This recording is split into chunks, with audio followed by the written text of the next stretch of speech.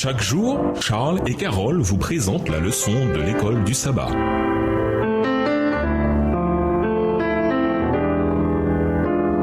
Bienvenue dans votre émission. Dieu nous parle. Nous voilà à la leçon de jeudi, se souvenir des pauvres. Le partage de ces ressources était souvent une expression tangible d'unité dans l'Église primitive. La générosité décrite dans les premiers chapitres du livre des Actes se poursuit plus tard, quand Paul invite les églises qu'il a établies en Macédoine et en Achaïe à aider les pauvres de Jérusalem. Voir Actes 11, versets 27 à 30, Galates 2, verset 10, Romains 15, verset 26 et 1 Corinthiens 16, versets 1 à 4.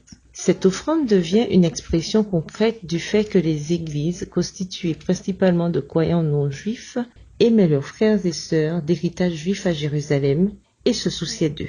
Malgré les différences culturelles et ethniques, ils ne formaient qu'un seul corps en Christ et chérissaient ensemble le même évangile. Ce partage avec les nécessiteux révélait non seulement l'unité qui existait déjà dans l'Église, mais renforçait également cette unité.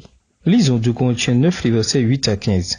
Selon Paul, quelles seront les conséquences de la générosité révélée par l'Église à Corinthe? 2 Corinthiens 9, les versets 8 à 15. « Et Dieu peut vous combler de toutes sortes de grâces, afin que, possédant toujours en toutes choses de quoi satisfaire à tous vos besoins, vous ayez encore en abondance pour toute bonne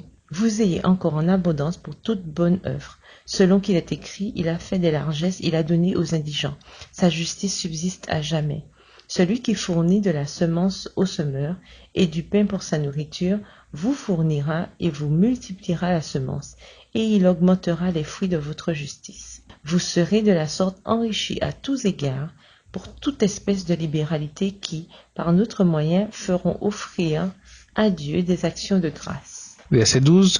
Car le secours de cette assistance non seulement pourvoit aux besoins des saints, mais il est encore une source abondante de nombreuses actions de grâce envers Dieu. En considération de ce secours dont ils font l'expérience, ils glorifient Dieu de votre obéissance dans la profession de l'évangile de Christ et de la libéralité de vos dons envers eux et envers tous. Ils prient pour vous parce qu'ils vous aiment à cause de la grâce éminente que Dieu vous a faite.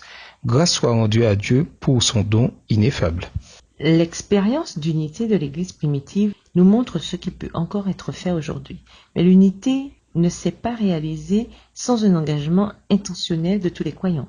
Les dirigeants de la communauté primitive virent cela comme leur ministère de cultiver l'unité en Christ. L'amour entre mari, femme et enfant est un engagement qui doit être cultivé intentionnellement chaque jour, et c'est la même chose pour l'unité parmi les croyants. L'unité que nous avons en Christ est à la fois encouragée et rendue visible de certains nombres de manières. Les éléments évidents qui cultivaient cette unité dans l'Église primitive étaient la prière, l'adoration, la communion fraternelle, une vision commune et l'étude de la parole de Dieu.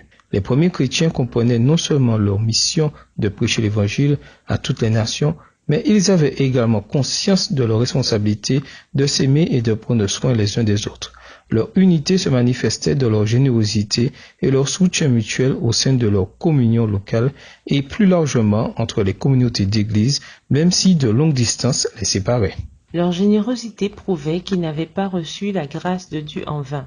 Quelle pouvait être la cause d'une telle générosité, sinon la sanctification de l'esprit? Pour les croyants et les non-croyants, cette générosité apparaissait comme un miracle de la grâce. De quelle manière vous et votre Église avez-vous expérimenté les bienfaits de la générosité envers autrui? C'est-à-dire, quelles bénédictions reçoivent ceux qui donnent aux autres? Et nous vous laissons avec la question du jour. Quels besoins financiers et temporels de votre Église devriez-vous satisfaire? Au revoir. Et à demain si Dieu veut. Dieu nous parle. Chaque jour, Charles et Carole vous présentent la leçon de l'école du sabbat.